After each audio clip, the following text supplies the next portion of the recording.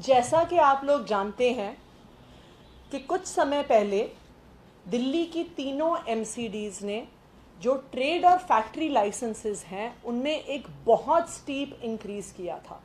एक बहुत ही भारी इंक्रीज़ ट्रेड लाइसेंसेस में और फैक्ट्री लाइसेंसेस में किया था, जिसमें जो ए और बी कैटेगरी के लाइसेंसेस हैं उन्हें 500 रुपये से बढ़ाकर 8,625 रुपये कर दिया गया था, और जो सी और डी कैटेगरी के लाइसेंसेस हैं उनको 500 रुपये पर मीटर से 5,750 रुपये पर मीटर कर दिया गया था। इतना बड़ा इंक्रीज़ जो लाइसेंस फीस है, जो फैक्ट्रीज़ के लिए और दुकानदारों के लिए है, मुझे नहीं लगता कि इतना भारी इंक्रीज़ हमने पिछले कई सालों में कभी भी देखा है। एमसीडीज़ ये लाइसेंसेस क्यों बढ़ा रही हैं? वो इसलिए बढ़ा रही हैं कि जो अभी तक पैसा उनको लेना था वो तो भाजपा की एमसीडी ने उनके पार्षदों में अपनी जेब में भर लिया है। पार्षद अमीर होते गए हैं, भाजपा की पार्टी की जेब भरती गई है, लेकिन जो जो सुविधाएं एमसीडी ने देनी होती है, और हम सब जानते हैं जो दिल्ली में रहते हैं कि एमसीडी ने दिल्ली को कूड़ेदान बनाने का काम करा हुआ है। हम सब जानते हैं कि जो कॉलोनी की अंदर की सड़कें हैं जो एमसीडी को मेंटेन करनी होती हैं कितने टूटे फूटे हाल में हैं। हम सब जानते हैं कि एमसीडी की सड़कों पे किस तरह से वाटर लॉगिंग होती है। क्यों होता है ये सब? इसीलिए होता है क्योंकि जो पैसा था, जो टैक्सेस में, प्रॉपर्टी टैक्स में, लाइसेंसेस में एमसीडी को मिलता था, वो सब पार्षदों की जेब में जाता था। ये जो लाइसेंस फी बढ़ी, उस पे दिल्ली के अनेकों हिस्सों से फैक्ट्रियों के मालिक, दुकानदार, व्यापारी हमारे पास आए और उन्होंने अपना विरोध व्यक्त किया।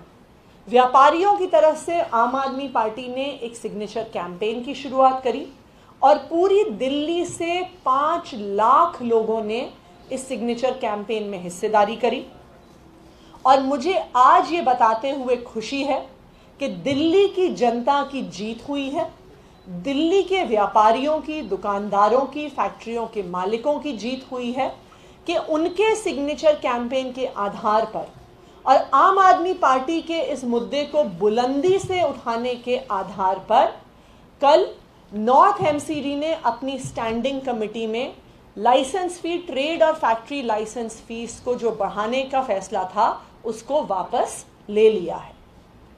हम ये मांग कर रहे हैं कि जिस तरह से नॉर्थ एमसीडी ने यह फैसला वापस लिया है, साउथ एमसीडी और ईस्ट एमसीडी भी इस फैसले को वापस लें। दूसरी बात, जिन दुकानदारों ने और जिन व्यापारियों ने ये बढ़ी हुई लाइसेंस फीस जमा कर दी है, वो भी उन व्यापारियों को और फैक्ट्री के मालिकों को रिफंड होनी ज़रूरी है। तो हम तीनों एमसीडीज़ में ये लाइसेंस फीस वापस हो और जिसने भी ये लाइसेंस फी बढ़ी हुई जमा की है उसका पैसा रिफंड हो, उनको वापस हो, इसकी हम मांग करते हैं। लेकिन हम दिल्ली की जनता को, दिल्ली के व्यापारियों को बधाई भी देते हैं कि उनकी आवाज़ उठाने की वजह से एमसीडी में बैठी भ्रष्ट भाजपा की सरकार को ये बढ़े हुए टैक्स को वापस लेना पड़ा। उसी तरह से एक बहुत ही खतरनाक प्रस्ताव एमसीडी लेके आई थी कुछ हफ्ते पहले कि जो वीकली मार्केट्स लगते हैं, जो साप्ताहिक बाजार लगते हैं, उनको प्राइवेट ठेकेदारों को दे दिया जाएगा। इस प्रस्ताव का भी आम आदमी पार्टी ने विरोध किया।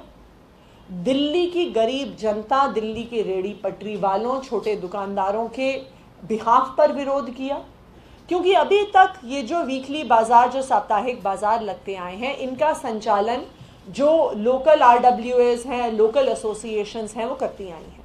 और जो वहाँ पे ठेला लगाते हैं वो कोई बड़े बड़े उद्योगपति नहीं होते, वो बिल्कुल छोटे छोटे दुकानदार, ठेले वाले होते हैं जो वहाँ पर अपनी दुकान लगाते हैं। अगर आप उनका रोजगार छीन लेंगे और इन मार्केट्स को प्राइवेट ठेकेदारों को दे देंगे तो ये दुकान लगाने वाले कहाँ जाएंगे? इस पर भी आम आदमी पार्टी के विरोध की वजह से भाजपा को ये प्रस्ताव वापस लेना पड़ा है और अब दिल्ली के साप्ताहिक बाजारों को प्राइवेट ठेकेदारों को नहीं दिया जाएगा। देखिए, ये जो दोनों फैसले भाजपा को वापस लेने पड़े, ये इस बात का बिगुल बजा रहे हैं कि अब भाजपा का बहुत ही कम समय निगम में बचा है। अब जनता समझ गई है कि भाजपा की जो सरकार तीनों एमसीडी में बैठी हुई है, वो किस तरह से भ्रष्टाचार कर रही है, वो किस तरह से उनका शोषण कर रही है, और लोगों ने ये फैसला कर लिया है कि वो ये अत्याचार, ये भ्रष्टाचार, ये शोषण सहने वाले नहीं हैं। तो अब भाजपा की भ्रष्ट एमसीडी का जो भी गलत फैसला आएगा, दिल्ली के लोग उसके खिलाफ आवाज उठाएंगे। और ना सिर्फ इतना, जब अगले साल अप्रैल के महीने में एमसीडी का चुनाव होगा, इसी तरह लोगों ने मन बना लिया है कि भाजपा के खिलाफ अपना वोट डाल के तीनों एमसीडी से भाजपा को निकाल के बाहर करेंगे। धन्यवाद।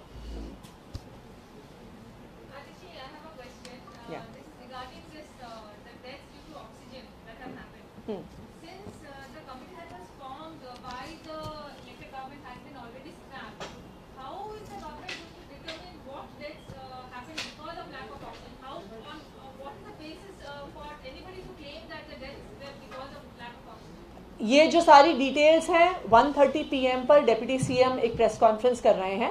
He will be addressing all of these issues in detail. और कोई सवाल? वो आपको डिटेल में मिल जाएगा। Thank you.